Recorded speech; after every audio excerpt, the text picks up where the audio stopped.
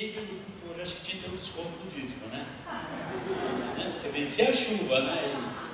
E, deixar esse jogo, né? Tinha que ter um descontinho ali com uns 7%, né? Falar que o pastor Valdo propôs isso. Mas, irmãos, brincadeiras, né? A gente está na casa do Senhor e mesmo diante de um dia como esse que está chovendo, outras coisas para fazer, mas nós escolhemos estar na casa do Senhor, junto com os irmãos, compartilhando, cantando, louvando, buscando a face do nosso Deus. Eu achei muito legal quando o pastor estava orando agora aqui, que hoje nós sermos daqui mais parecidos com Jesus do que nós éramos parecidos ontem com a imagem e a pessoa do nosso Senhor Jesus. E eu creio que é por isso que nós estamos sempre buscando a Deus, para que sejamos aprimorados dia após dia. Para que a gente, porque o que ocorre? Quando a gente começa a nossa caminhada, a gente aceita Jesus, a gente tem muita coisa aí do passado, da velha criatura, ódio, raiva, muita coisa da nossa velha criatura, e dia a dia vamos sendo transformados, vamos sendo mudados por causa do Espírito Santo na nossa vida, e muito bem como o pastor Marco colocou, não tem nada a ver conosco, tem a ver com o amor e com a graça dele. O Velho Testamento é muito bem claro, várias vezes Deus falando, eu faço isso por amor ao meu nome, então é sempre por causa dele em nós, e é claro que nós reagimos a esse amor, é isso que ele diz, nós o amamos porque ele nos amou primeiro. Eu estou nessa noite com a minha esposa, eu queria que ela ficasse em pé, por favor, né? Tite Cristiano, né? E também o Silvio, que é o nosso vizinho, amigo nosso, irmão de Jesus, pode ficar de pé, Silvio, por favor, meu segurança, né? Tá vendo? Junto comigo, obrigado, Silvio, né? Está junto aqui, e é muito bom estar com vocês essa noite, que o pastor Júnior está falando, a gente, aqui a maioria aqui, os pastores que eu estou vendo, todos meus amigos de seminário também, que a gente pode estudar junto ali, né? Hoje já estamos livres, né? Pelas matérias exegéticas, homiléticas. Gente, vamos ao texto que eu queria compartilhar com vocês essa noite. Se encontra lá em Lucas, capítulo 7, versículo 36 ao versículo 39. Evangelho do amado médico, parceiro, companheiro de Paulo, na jornada, na caminhada. Lucas, capítulo 7, versículo 36 ao versículo 39. Diz assim o médico Lucas: convidado por um dos fariseus para jantar, Jesus foi à casa dele e reclinou-se à mesa. Ao saber que estava comendo na casa de um fariseu, certa mulher daquela cidade, uma pecadora, trouxe um frasco de alabastro com perfume e se colocou atrás de Jesus a seus pés. Chorando, começou a molhar-lhe os pés com as suas lágrimas. Depois os enxugou com os seus cabelos, beijou e os ungiu com o perfume. Ao ver isso, o fariseu que havia convidado disse a si mesmo: se este homem fosse profeta, saberia quem ele está tocando e que tipo de mulher ela é. É uma pecadora. Algumas considerações que eu gostaria de fazer antes da gente pensar um pouco nesse texto que Lucas propõe. Lucas, os 4 evangelhos, que é Mateus, Marcos e João, Lucas seria o terceiro no caso. Lucas, eu gosto muito do evangelho de Lucas porque, bom, Lucas é médico. A colocação de Lucas ele é diferente, ele trabalha de uma forma um pouco histórica quando ele escreve o seu livro, tanto de Lucas quanto o livro de Atos. Lucas não foi testemunha ocular, ou seja, ele não andou com Jesus pessoalmente, assim como Mateus o fez. E você vai notar, quando você lê o livro de Mateus e você lê o evangelho de Lucas, existe uma certa diferença. No evangelho de Lucas, ele começa a notar algumas coisas que às vezes Mateus não poderia notar na sua ótica, no seu modo de ver, na sua visão. Nos 8 primeiros capítulos do livro de Lucas, por exemplo, você vai encontrar várias referências de Jesus se preocupando com a mulher. Nós temos ali, por exemplo, a cura da sogra de Pedro, a ressurreição do filho da viúva de Naim, a cura da mulher com fluxo de sangue, a cura da filha de Jairo. Constantemente no evangelho de Lucas, você vai ver Jesus se preocupando com crianças. Crianças não eram bem vistas, nem bem aceitas também naquele momento, naquela época da história. E Lucas se preocupa com isso. E na minha conjectura, na minha maneira, no meu modo de pensar, você começa a conquistar, aprender a se envolver com as pessoas quando você vive com elas. Teve um dia que a Simone, que é a esposa do Carlos Caruta, foi no presídio fazer uma visita conosco. Ela é médica, acho que alguns de vocês conhecem ela aqui. E ela chegou lá no presídio, tem uma creche com 40 crianças de 0 a 6 anos de idade, e ela começou a ter uma visão do trabalho que eu não tinha. Porque ela fez medicina. Ela começou a olhar a necessidade do ser humano por um prisma que eu não tinha enxergado. Por quê? Porque ela estudou medicina. E aí eu penso, Deus não se revela única e exclusivamente através da teologia, mas Ele pode se revelar através da psicologia, através da medicina, através da antropologia, através da sociologia. Nós não podemos limitar a revelação de Deus única e exclusivamente por uma palavra chamada teologia.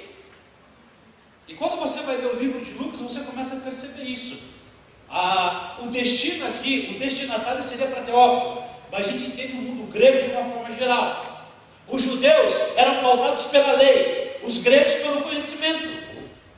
Lucas era um homem que tinha conhecimento, sabia onde estava pisando, sabia para quem estava escrevendo.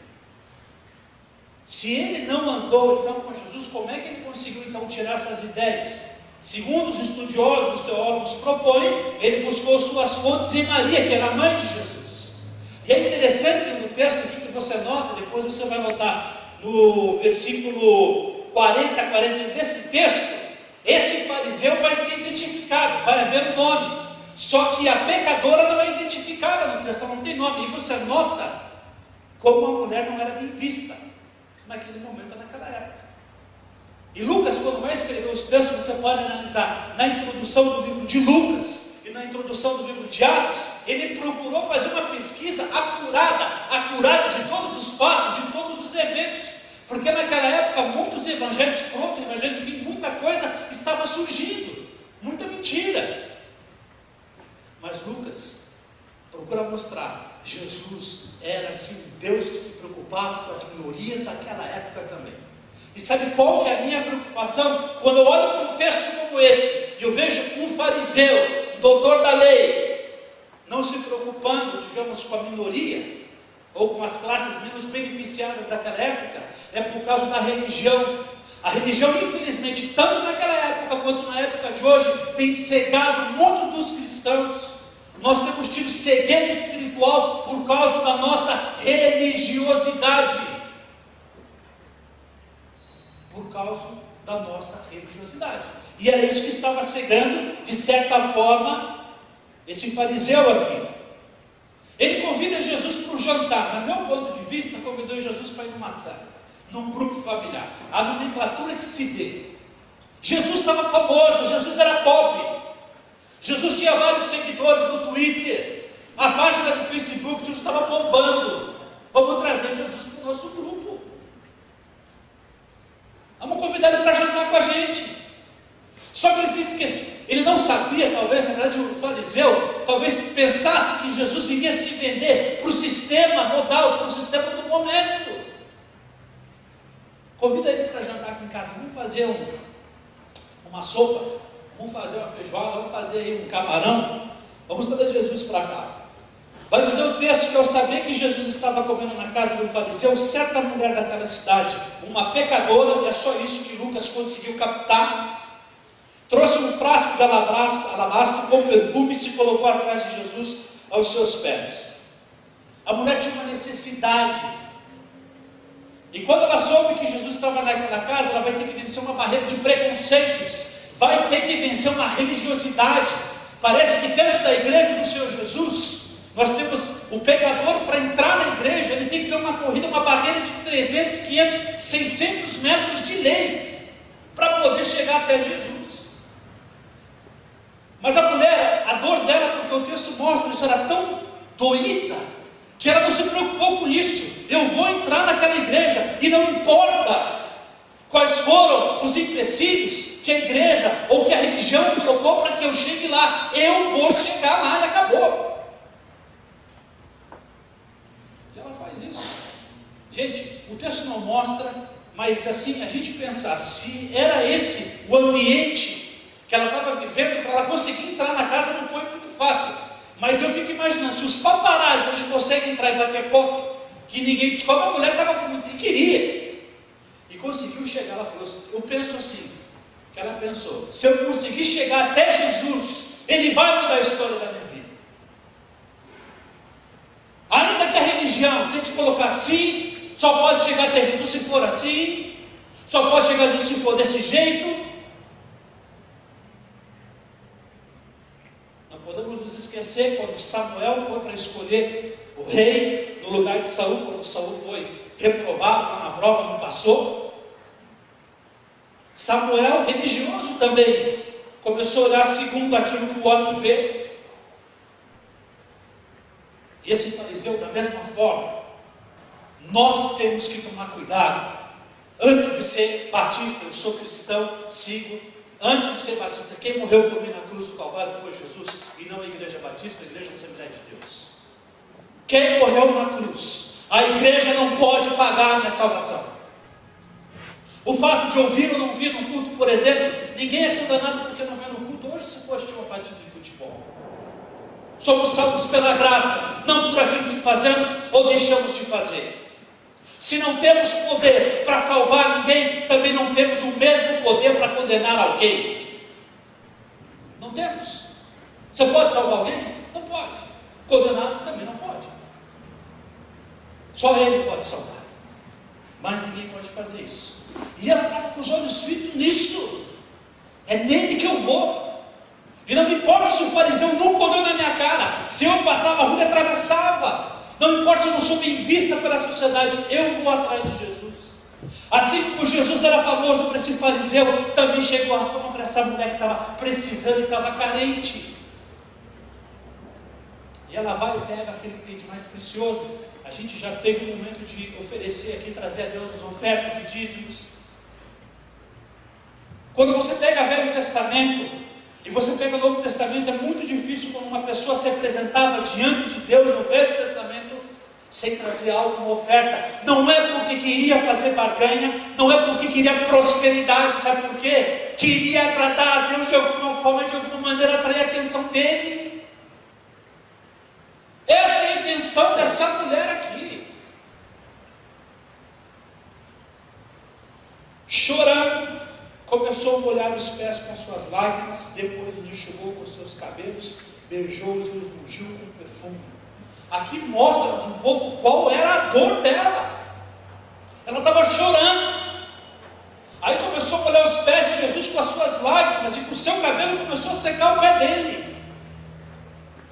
Ela pega aquele abraço, que era uma coisa cara, custou aquilo para ela. E ela não estava preocupada com o valor, ela estava preocupada em agradar Jesus. Quando você traz dízimo e oferta aqui na frente, você está preocupado em agradar, adorar Jesus. Se você vai ficar próximo financeiramente ou não, isso é secundário. Isso é nota de rodapé. Primeiro eu vim para agradar, e essa era a vontade dela, agradar Jesus. Eu sempre digo que quanto maior é a dor, maior é a busca. Essa mulher estava com dor, estava sofrendo, estava machucando aquilo dentro dela. E a religião não pôde suprir as suas carências, suas necessidades, seus problemas e suas dúvidas. E ela teve uma oportunidade na vida, e ela não perdeu. Eu queria que nós pensássemos bem uma coisa. Eu queria falar uma coisa para vocês, que me deixou muito, assim, chateado. E quando eu falar aqui, Fernandinho Beiramar, eu não estou falando dele, eu quero falar da atitude de alguns cristãos que eu escutei falar, quando nós decidimos dar uma bolsa de teologia para ele. Eu não quero usar ele, e não vou falar dele. Eu quero falar da atitude quando eu escutei de algumas pessoas de dentro da igreja que não concordaram que nós dessemos uma bolsa de teologia para aquele homem. Nós estamos trabalhando no Paraná hoje com 15 mil presos. 15 mil pessoas estão dentro dos presídios abandonadas, largadas. Eu estava conversando com o pessoal um dia, ele falou que tinha desejo de conhecer a Deus. Ele queria conhecer, saber se o Deus que nós estamos pregando é verdadeiro.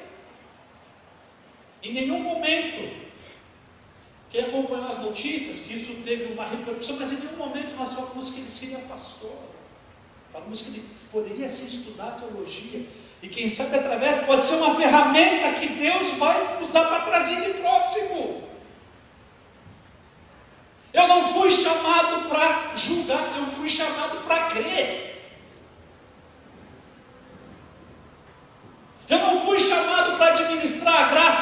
Deus, a igreja não foi chamada para administrar a graça de Deus. Como diz Caio Fábio, a graça que nos insiste em fazer bem. Eu olhei para aquele cara e falei, quero fazer teologia. Eu falei, então você vai fazer. Liguei para o Jaziel, estamos dentro, Luiz, vamos embora. Aí liguei para o meu pastor, não porque ele é da Convenção Batista Brasileira agora, porque eu sempre liguei para ele. O meu pastor falou, estamos dentro.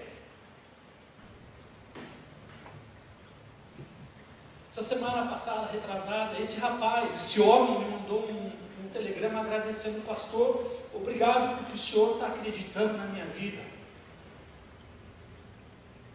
Se eu morresse hoje, eu não quero chegar diante de Jesus e Jesus falar assim, quem é você para barrar alguém de fazer um estudo da Bíblia? Se nós chegássemos num seminário de espírita agora, se você quisesse fazer um seminário espírita agora, se você batesse na porta do espírita agora, ó, quero fazer seminário, posso? O cara vai te perguntar assim, mas você é espírita, mano? Não, não sou, então você não pode. Só quem é que pode? Não, de forma alguma. As pessoas, por favor, entrem, quer aprender mais.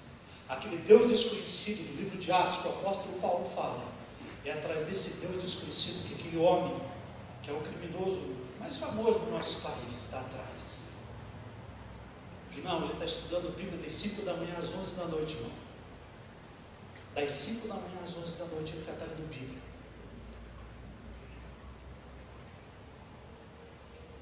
Não se aparte, a gente tem vários versículos. O homem está buscando, ele está querendo. Uma pessoa chegou e falou para mim assim, pastor, como é que ele vai fazer teologia se ele não é crente batista ainda? Aí eu falei assim, falei para ela assim, quem disse que só pode fazer teologia que é crente batista e vai ser faculdade batista? Falei assim, onde é que está escrito isso de Gênesis 1 a Apocalipse 22? Onde é que está escrito? Não está. Falei, então isso é uma lei humana. Falei, nós, por exemplo, a gente fez alguma coisa, comprometeu alguma coisa, a nossa mensagem quando a gente deixou. E não é só ele, tem um outro bandido, um ex-bandido, creio eu, fazendo teologia. Quando você está comprometido de forma alguma. Jesus Cristo comprometeu a sua reputação quando se sentou para comer com prostitutas. Jesus Cristo se comprometeu a sua reputação. Será que é o nome Batista? Será que é o nome Assembleia de Deus? O nome do Luiz é mais santo, mais puro do que o nome de Jesus, que se sentava com meretrizes, ia em festa, bebia e comia? Será que nós somos mais santos do que ele? Nunca, de forma alguma. De forma alguma. Aí alguém chegou e falou, o pastor dizendo, não dou mais o dízimo nessa igreja porque estão pagando bolsa de teologia. É um traficante. O departamento de missões da igreja é um departamento que arrisca. Eu fui salvo pela obra de missões. Quantos estão aqui que foram salvos pela obra de missões? Quando foi lá designado uma verba de missões para fazer evangelismo em determinada parte da cidade, você estava lá. Foi feito missões e não sabia se você ou eu iríamos se converteu, não. Mas foi feito. Agora nós vamos mensurar, vamos fazer uma reunião. Temos R$1.000, vamos investir R$1.000. Mas as pessoas que têm que se converter com esses milhões. Se não se converter, elas não investem.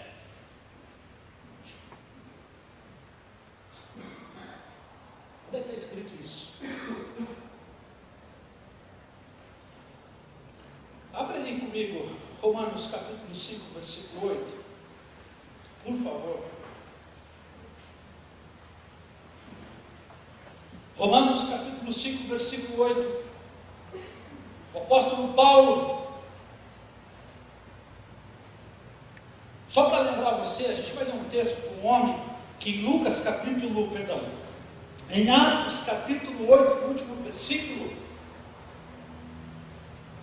vai relatar que ele era um dos homens que estava quando Estevão foi morto. Pelo menos, Paulo foi cúmplice da morte. Pelo menos. Não diz que ele tacou a pedrada na cabeça de tudo isso, mas pelo menos ele foi cúmplice. Em Atos capítulo 9, quando inicia, ele estava ali com algumas cartas para querer matar crente. Então, se a gente não concorda que um assassino dos dias de hoje não pode fazer pelo menos a teologia, então a gente tem que falar para Deus que Paulo não deveria estar na palavra de Deus, que Davi não deveria estar porque ele matou o Urias, teve relações com Betseba e não podia ter. Temos que dizer que Moisés foi uma escolha errônea da parte de Deus, porque ele matou lá o egípcio, ocultou o cadáver do egípcio ainda.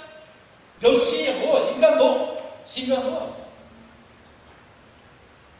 E o homem que escreveu esse texto aqui, Mateus 5,8, diz assim: mas Deus demonstra seu amor por nós. Cristo morreu pelo Luiz, pelo Silvio, pelo Maicon, pelo Junão, em nosso favor, quando nós ainda éramos pecadores. Jesus não esperou você se tornar pseudo santo para te amar. Primeiro você fica limpo, fica purificado, rapa a cabeça, joga um pouco de cinza, dá um banho de sopro, põe na história sacerdotal, aí eu vou te aceitar. Isso foi assim? De forma alguma. Estamos a cada dia sendo purificados, sendo limpos pela palavra de Deus. Aonde não há preconceito, Deus pode agir, o Espírito Santo de Deus pode agir. Mas se houver preconceito, a Bíblia diz lá no Novo Testamento que Jesus não fez mais milagres por causa da incredulidade do povo. O ministério, eu não estou aqui querendo afunilar a obra de missões só para presídios. Entenda bem isso. Não quero que a gente saiba que eu creio que nem todos vamos para presídio. Mas o que assusta, quando eu li o texto de Mateus, capítulo 25, a partir do versículo 32, ali está falando do julgamento, do final dos tempos, já. Eu achei que aquele texto assim, sabe que você fica lendo assim, talvez fosse uma aplicação para a época, Junão. Não, era só daquela época, a aplicação daquele texto. A gente lê a Bíblia, pega o Velho Testamento, tem muitas aplicações para o momento. E ali em Mateus 25, 32, Jesus Cristo fala assim, a partir do 32, vai dizer: estive preso e não foram me visitar. E depois estive preso e foram me visitar. Não, mas isso é escrito daquela época. Irmãs, irmãos, igreja, depois que eu comecei a andar por esse Paraná e pelo Brasil, eu fui entender e descobrir por que Jesus Cristo vai chegar para alguns cristãos naquele dia e vai dizer: estive preso e vocês não foram me visitar. Porque até então eu não entendia. Porque até então eu não tinha visto que existem cristãos que devem visitar aqueles que estão presos, mas não vão. Não vão por quê? Porque o pecado dele é hediondo. Não vão porque o pecado dele não pode ser lavado pelo sangue de Jesus. Existe algum pecado que não possa ser lavado pelo sangue de Jesus Cristo?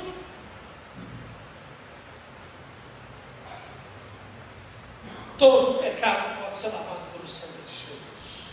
Todo e qualquer pecado pode ser lavado pelo sangue de Jesus. Não importa o tamanho. Quem deu tamanho para o pecado foram os cristãos. Nós temos tamanho para o pecado. A gente começou a dizer o que é pecado grande e o que é pecado pequeno. Nós que temos tamanho para isso. Mas ele morreu por todos. João capítulo 3, versículo 16. O texto é bem conhecido, o centro da Bíblia. Porque Deus amou quem? O mundo. Quem que é o mundo? O mundo é todo mundo. Ele amou todos. Inclusive eu gosto muito quando a gente possa usar a expressão, em vez de Jesus morreu por todos, eu gosto de usar, morreu por cada um, porque torna um pouco mais individual a salvação. Como diz em inglês, não seria everybody, mas everyone. Por cada um. Por cada um. Ele morreu pelo Luiz, morreu pela Cristiane, pelo Silvio, por cada um ele morreu. É uma morte individual, salvação, porque Deus amou o mundo de tal maneira. Aí sim vai entrar a questão da individualidade. para que todo aquele que nele crê, então ele morreu por todos, mas quem acredita, para que não morra, mas tenha vida eterna. Isso pode ser os 44 do segundo tempo. A cruz, quando Jesus estava lá, eu não consigo entender como é que a gente pode ter tanto preconceito, tanta ojeriza, em não ir visitar as pessoas que estão presas, e não ir nos hospitais, e não ir visitar aqueles que estão deficientes físicos, e não ir visitar os drogados. Se nós temos mais motivos na Bíblia para visitar doente e visitar preso, do que muitos ministérios que existem na igreja. Tem ministério na igreja que não está escrito na Bíblia. Está errado? Não, de forma alguma. Mas visitar preso é muito claro. Como se diz, quer que eu desenhe? Quer que a gente abra Hebreus 13? As pessoas estão lá. Elas não têm o direito de ir e vir como eu e você temos. Chego no Presídio Federal de Catanduvas. Deixa eu tentar aqui explicar uma coisa. Eu não quero dizer porque eu estava aqui louco para assistir o jogo também de bola. Estou bem sincero para vocês. Mas, se tivesse um jogo de futebol agora, e os presos fizessem a opção de ver jogo, assistir culto, sabe o que eles iam fazer? Assistir culto. Porque ele só tem aquele tempo. Quando você chega num presídio, o pastor estava falando, não, que está trabalhando com os menores infratores. Eles param de fazer todas as coisas. Lá no Presídio Federal, eles têm 2 horas de banho de sol. Ficam 22 horas presos, 22 horas, e 2 horas de banho de sol. Chego lá, eles estão correndo, aí estão sem camisa. Quando o agente federal chama, aproxima aí o pastor, está aqui, quem quiser, aproxima aí, quem não quiser, fica no fogo. 90% deles já participam do grupo. Chegam, põe a camisa, chega já encosta tudo quietinho, pronto. Silêncio que o pastor vai falar. A necessidade faz a busca. Queira Deus que a gente nunca precise passar por câncer, por alguém no hospital, na UTI, ou que alguém esteja preso, ou que a gente fique preso. Porque daí a definição de busca vai ser diferente. Vai ser diferente da definição de busca para as nossas vidas. Nós temos que fazer, nós temos que falar de Jesus para essas pessoas. Elas estão esperando, estão sedentas por esse evangelho. Se nós não formos, quem vai? Volta para o texto ali. Ao ver isso, o fariseu que havia convidado disse a si mesmo: se este homem fosse profeta, saberia quem ele está tocando e que tipo de mulher ela é, uma pecadora. Esse texto ele é usado porque depois, se você continuar, a gente não vai continuar no texto, mas se você continuar esse texto, ele é usado para perdão, porque Jesus perdoa os pecados daquela mulher. Só que o que salta aqui, que eu vi aqui, por exemplo, ler esse versículo, é o preconceito do fariseu com aquela mulher. Ele conhecia a mulher. Porque o que ele diz? Se ele soubesse quem ela é, porque eu sei quem ela é, mas ele não sabe. O que ele está falando? E ela não conhecia ele, mas ele conhecia ela. A religião que ele representava nunca trouxe aquilo que ela precisava. A religião que você representa traz aquilo que a sociedade precisa? Se não traz, se não estão te procurando, é porque não satisfaz. Se aquilo que a gente vive, se aquilo que a gente prega, o pecador não vem atrás de nós, é porque não está havendo uma comunicação da igreja com a sociedade. É porque é um clube fechado. É porque é uma patotinha que faz um jantar para trazer Jesus, mas não quer que o pecador sente na roda. O pecador, o errado, ele se sente bem te procurar, ou nós criamos uma redoma tal em torno de nós, que as asas dos serafins, dos querubins, não permitem que o pecador chegue perto da gente. Será que a auréola é tão grande assim que não permite, a luz é tão forte que não pode se aproximar?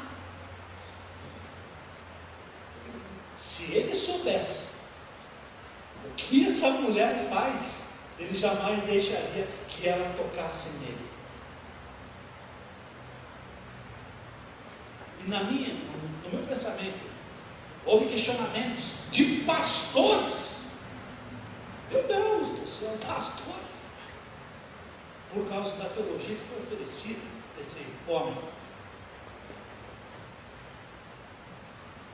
Aí eu começo a perguntar, o que eu acho que eu tenho que talvez definir, o que é a graça de novo, ou talvez foi alguma matéria da faculdade que eu não fiz, pastor.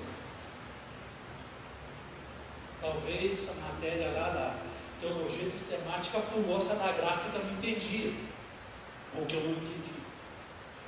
Mas a graça é para todos. Você está aqui hoje, nós estamos aqui hoje. Se nós morremos hoje, sabe que nós não vamos para o inferno, nós não vamos para o purgatório. A gente não precisa da muleta, da muleta da reencarnação para tentar justificar a morte.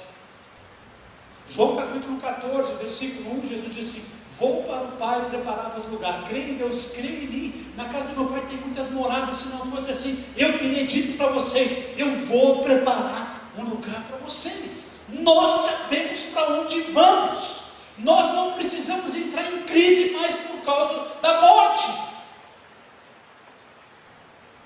Graças a Deus por isso.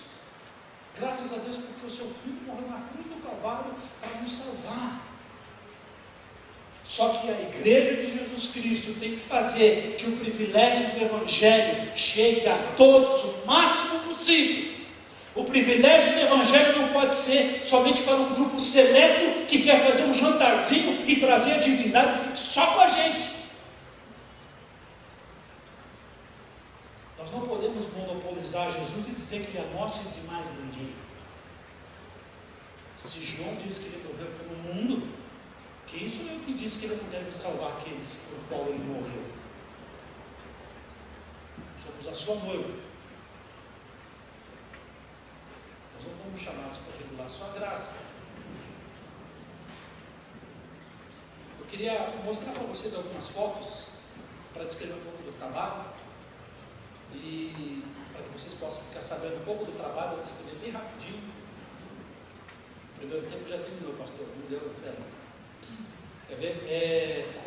Não sei se tem como apagar essa luz aqui, não sei se tem como, só para mim poder descrever aqui para vocês algumas informações.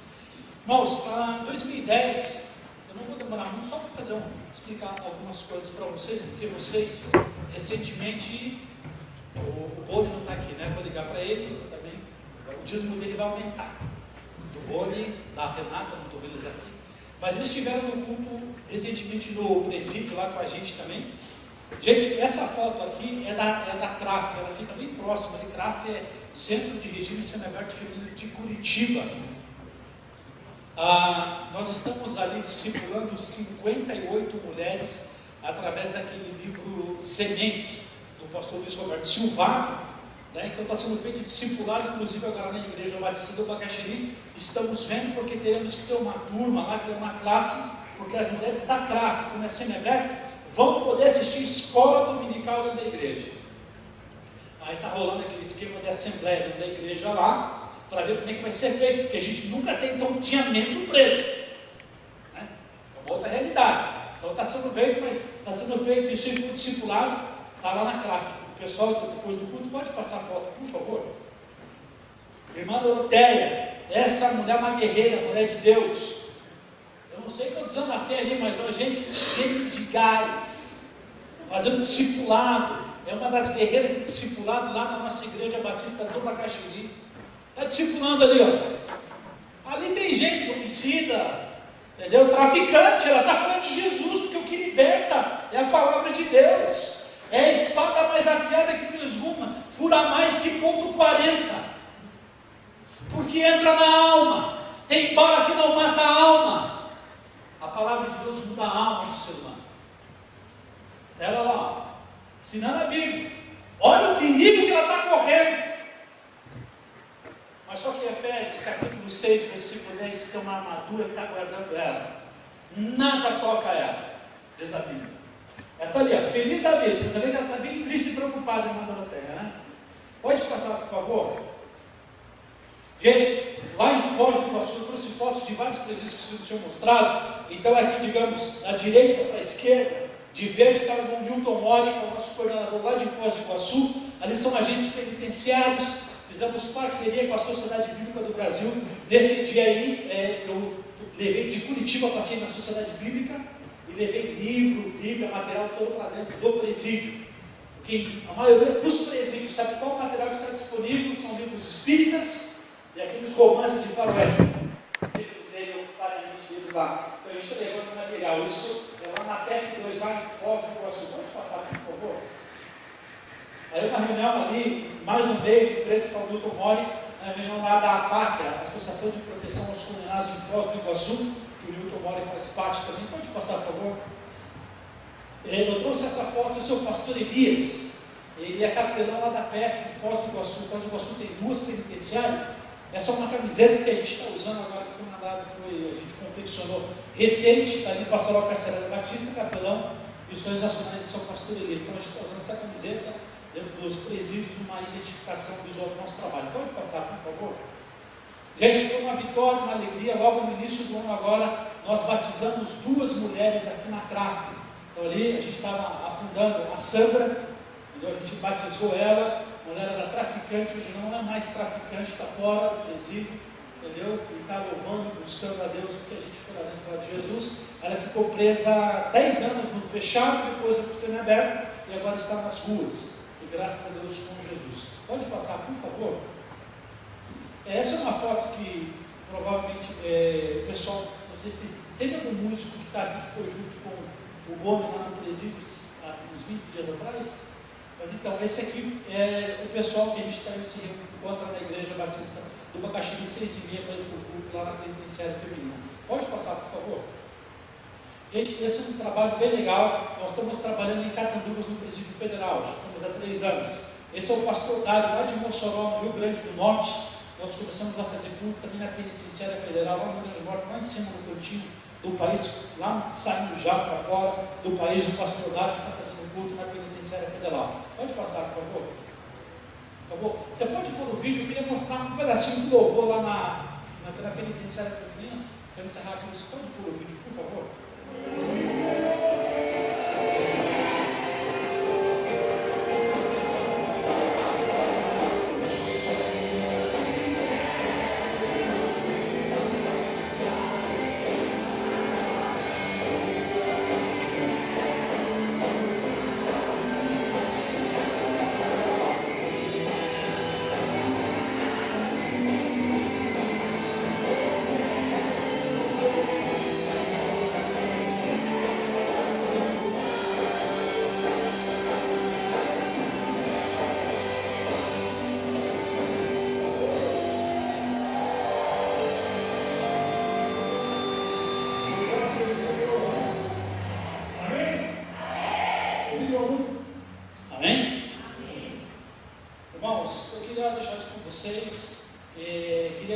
Vocês a participar do ministério conosco.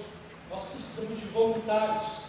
Nós temos algumas unidades aqui em Piraquara, onde nós não estamos trabalhando, ou estamos trabalhando de voluntários, sexo feminino e sexo masculino. Normalmente os homens vão para as unidades femininas e mulheres para as unidades, homens para a masculina, perdão, e mulheres para as unidades femininas. Se você tivesse fazer discipulado na CRAF, a gente precisa também de pessoas para orar, interceder. Então, se você quer, pastor, eu quero interceder. Eu trouxe aquele PAN, programa de adoção missionária, você pode preencher, pastor, eu quero orar por isso.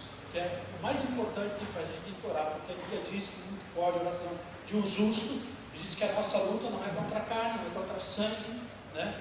Mas a nossa luta é espiritual, a gente tem que orar, e buscar a Deus. E uma outra forma de você ajudar é financeiramente falando. A gente precisa de investimento financeiro para que a gente possa chegar nos outros presídios federais que a gente quer ir para Campo Grande, né? Já tem um pastor lá, que é o pastor Marcos, que já está trabalhando, precisa de apoio, ajuda nossa, e também em Porto Velho também, e outras unidades no Paraná. Então, pastor, eu quero ajudar, e se você não pode ir, você pode orar, e quer financeiramente ajudar o ministério, não deixe de fazer isso. Tá? Procure depois do culto, tem ali o programa para você poder preencher, o papelzinho você preenche, entrega, vai para o Rio, depois de janeiro manda uma carta para você. Tá bom? Deus abençoe vocês. Muito bom estar com vocês aqui. Manda um abraço para o pastor Paulo, né? Eu preguei, acho que a última vez aqui ele não estava, e ele disse que outra vez que viesse ele queria estar, né? Ele já não estava, então assim, eu tenho mais uma justificativa para voltar, né? Ligar para ele e falar, pastor Paulo, o senhor não estava, então eu tenho que eu faço uma síntese da última conhece de sermão e volto para cá, né? Deus abençoe vocês, muito obrigado, pastor.